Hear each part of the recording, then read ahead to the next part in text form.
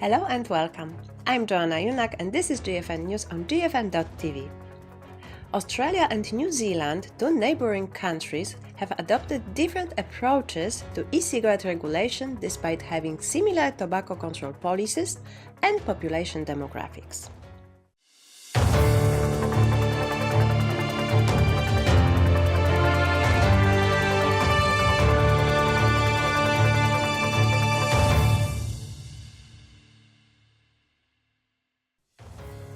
Dr. Colin Mendelsohn, the lead author of a recent study published in Addiction comparing smoking and vaping rates in Australia and New Zealand, is with us today. Hi Colin, what was the main purpose of this study? Hi Joanna.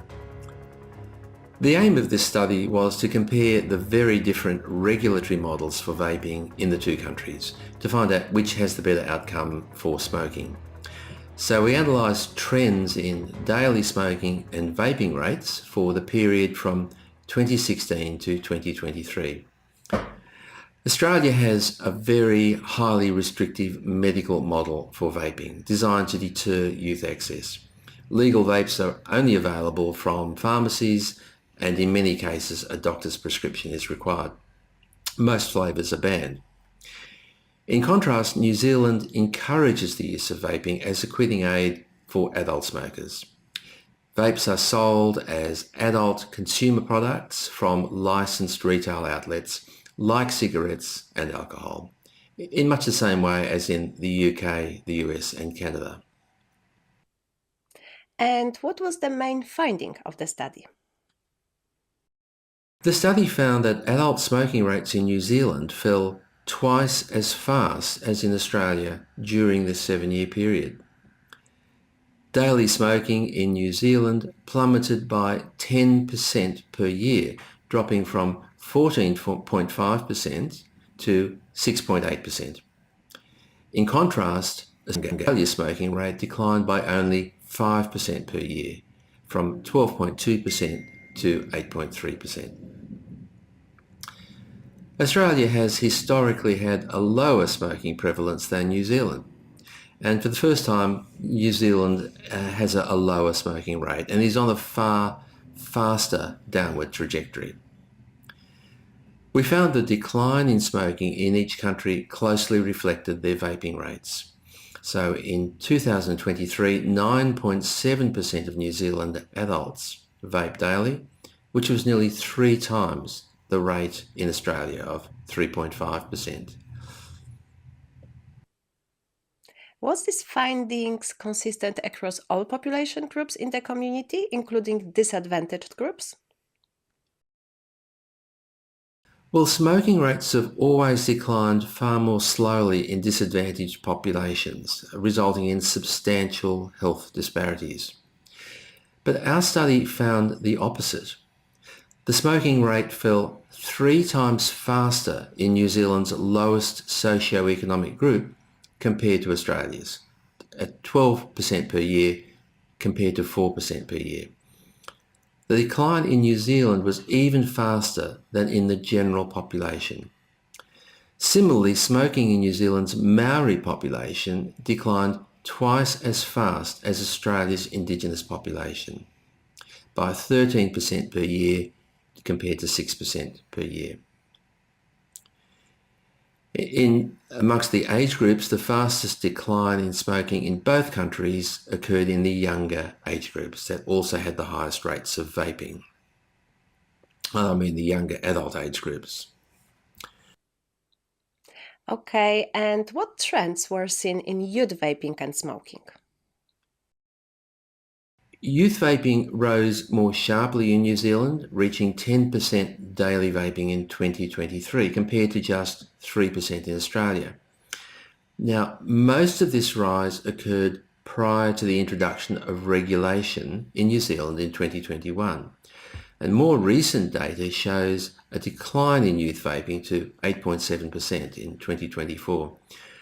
This transient rise in youth vaping and subsequent decline has been seen in other countries, like in the US. At the same time, however, daily youth smoking in New Zealand hit a record low of 1.2%. And these findings together suggest that vaping has not acted as a gateway to smoking, but instead may be diverting young people away from deadly combustible tobacco. Was there a difference in black market sales between the countries? Yeah, Australia's restrictive model for vaping has inadvertently fueled a thriving and increasingly violent black market. More than 90% of vaping products sold in Australia come from illicit sources with no safety standards and with easy access for young people. In contrast, New Zealand's regulated retail system has shown no significant evidence of illicit trade. And could vaping be responsible for the rapid decline in smoking in New Zealand?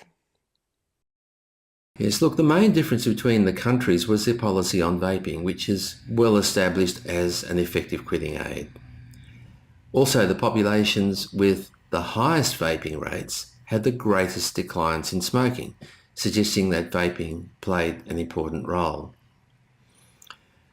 But of course, the study is cross-sectional, meaning it tracks population trends rather than following individuals, and can't definitively prove vaping was the cause of the rapid fall in New Zealand smoking. However, the study examined a wide range of possible factors and found no good evidence that any of these played a significant role.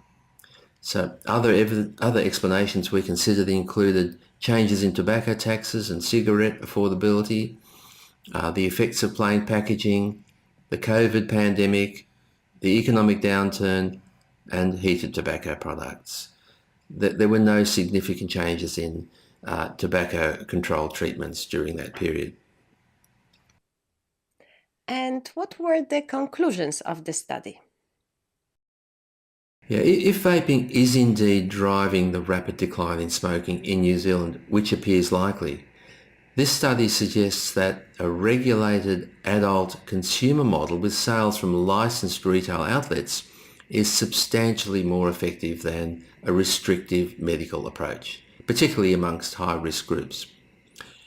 If Australia were to adopt a similar model to New Zealand, it could accelerate the reduction in adult smoking rates and improve public health. It could reduce health disparities for disadvantaged and Indigenous smokers. And it could reduce the harms associated with an unregulated black market. The solution isn't to ban vaping or to harshly restrict it. It's to regulate it sensibly, encouraging smokers to switch while implementing reasonable safeguards to protect young people. Now, New Zealand has shown us what works. It's time we all paid more attention. Thank you, Colin.